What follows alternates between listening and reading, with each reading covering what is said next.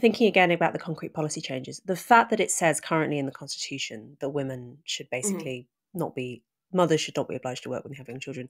I mean, what does that mean in practice? Is there actually like, there's no like actual UBI for mothers or whatever, right? I mean, No, presumably that's kind of an empty promise. It's empty, again, symbolic. It's all about this whole thing is about how the Constitution reflects Irish values and what are Irish, what are these values.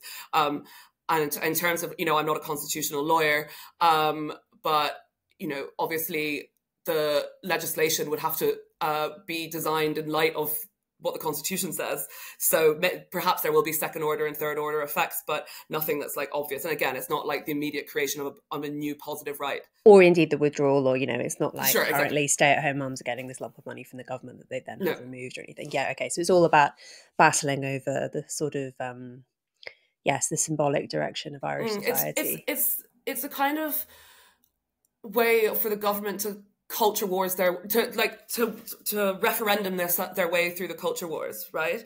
And I think they think that by asking people to deal with this question directly, that they kind of insulated themselves from the political failure, and they insulated themselves from the slightly more tense and controversial aspects by saying, oh, we're asking the people if they want women to be in the home. We've got nothing to do with it. So therefore they think they're ceding responsibility. But what they really did was they just revealed a great vulnerability, which is that they don't really understand their electorate at the moment. Because again, they made all these assumptions. They said, Ireland's, we're reaching the end of history and it's just new liberalizing amendment after the other. And they were wrong, and they went too far. And I think they look a little foolish. So tell me more about the priorities of the current government and about the campaigning responses to this referendum, like so you mentioned already there are some people who thought that the proposed amendment was too conservative. There were obviously conservatives who objected to the whole thing.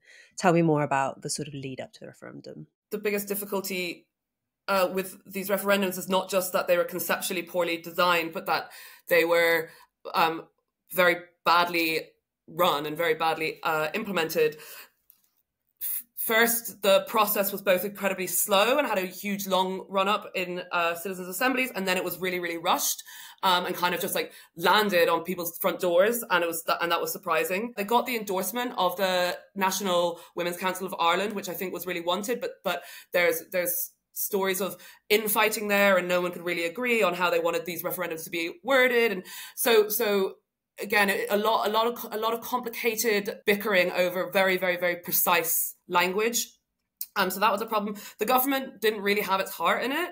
The government is reaching the end of its tenure. There's an election coming up. The latest it can be is this time next year. It'll probably be sooner. And I think, the government and Fine Gael have been in power for a pretty long time.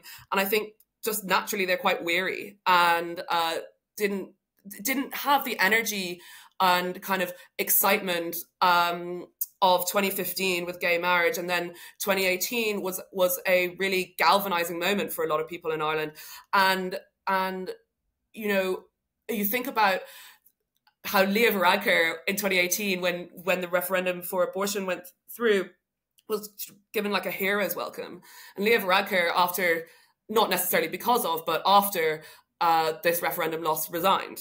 And so I think, it's really, as much as it is about, the Ireland expressing its values or maybe rebuffing the idea that it is constantly reliberalizing, it was also just politically a failure.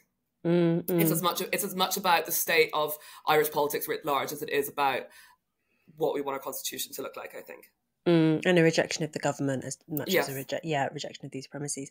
Talk to me some more about the abortion and same-sex marriage ones, because how resounding was the approval in both cases?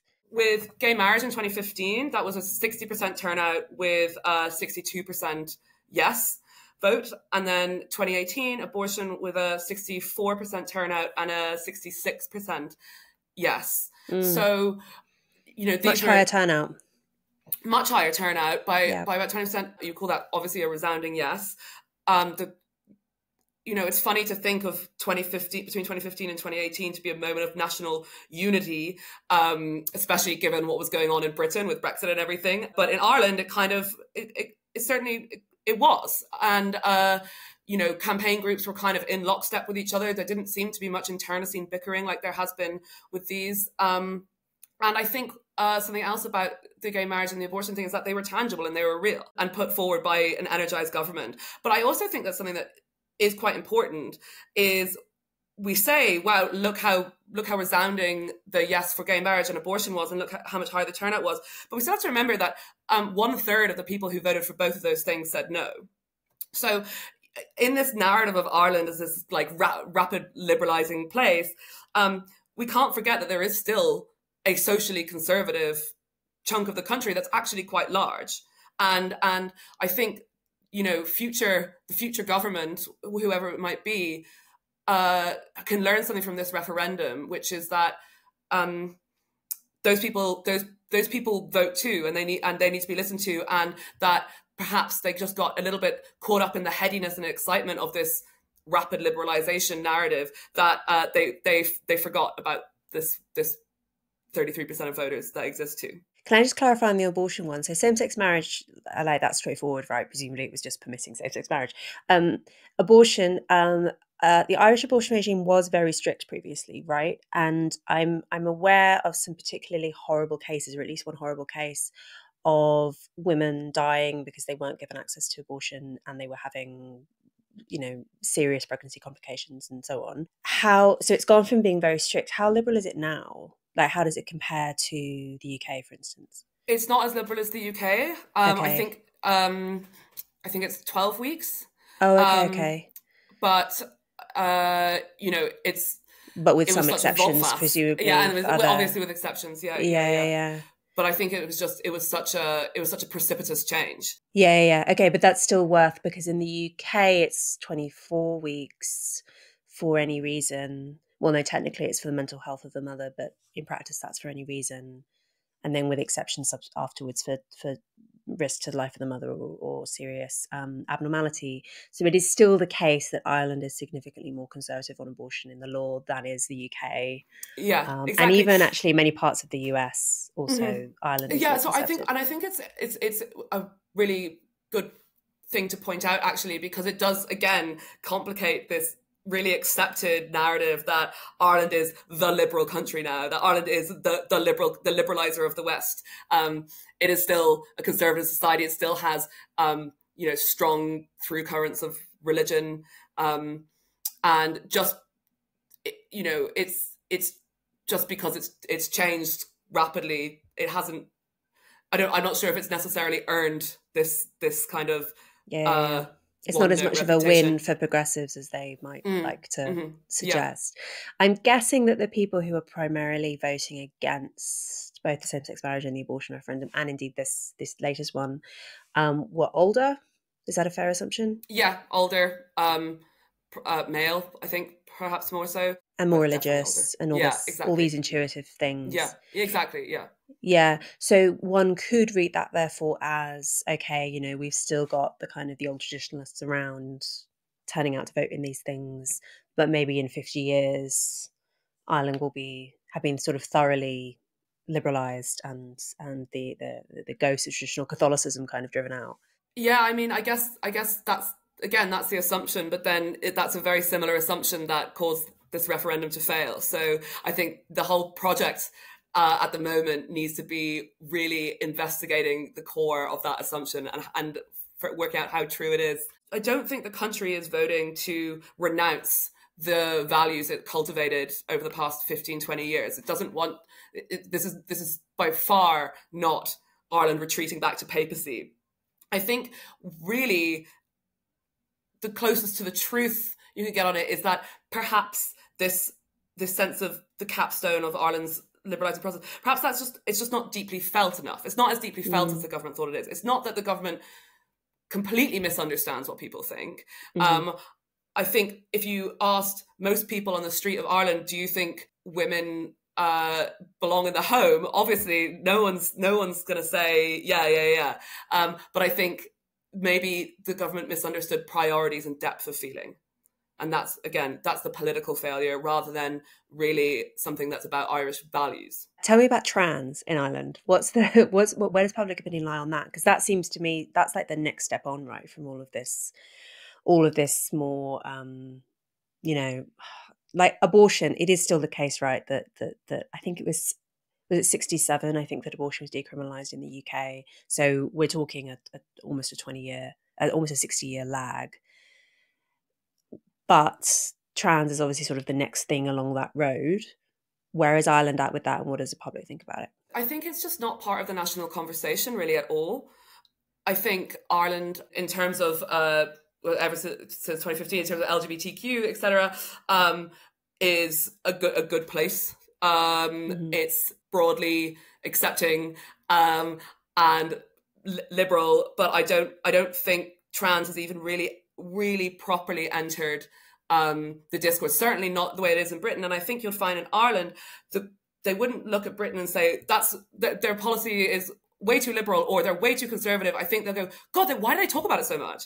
And I don't necessarily believe that they're right. They're right to reach that conclusion. But I think if you say that the conversation is on a bit of a lag, it doesn't show. I think that's true, but it doesn't show much likelihood to become a big thing for a long time. And then you wonder by then if actually other places have sorted it out, and Ireland could just kind of lift whatever solutions. Skip it. Yeah. Exactly. I was talking about this with a friend actually about Queensland in Australia, which is the most conservative state typically in Queensland, and I think has just introduced the equivalent to the Gender Recognition Act in Britain, basically permitting people legally to change their sex. And yes, and it has done so on I can't remember exactly when the GRA was, but has some at least a decade lag or something like that. And I was saying to my friend, couldn't they just skip it? Because we're now at the point in Britain where there's like enormous backlash. It's like, could other countries not just look at that and think, there's probably actually no need to have this enormous fight over nothing. I mean, maybe Ireland might. I think Ireland is even. I know I'm talking as if the progressive narrative is sort of unimpeachable, that you have this, you have this, you have this, and this is the progress, and everyone kind of tracks that. That's of course not true. I mean, that sequence isn't inevitable. Conservative backlashes happen all the time. Maybe the same could happen in Ireland. Like, what do you think are the chances of there being a significant backlash to recent events? Again, as I said, I don't think this referendum is really a amazing indicator in any direction, because that ultimately was a political failure more than an expression of values, as I said. Ireland currently is extraordinarily proud of this liberal reputation.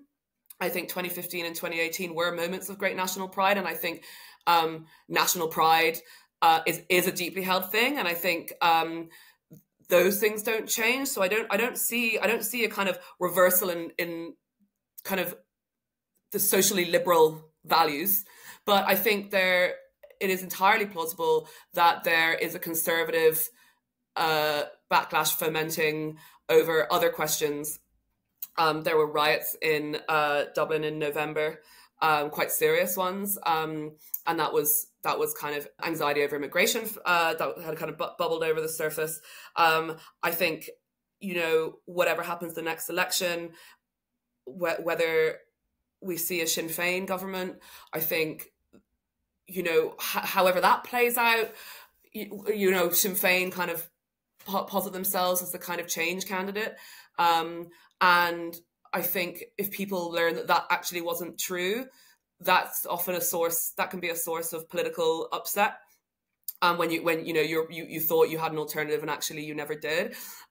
So I think these are the things to watch out for. I don't think, as I said before, I don't think the values that were cultivated over the past 15, 20 years and were expressed in 2015 and 2018 and quite strongly expressed, I don't see anyone wanting to renounce that anytime soon. It's more like the depth of feeling and the pace of change might be both overestimated. Yeah.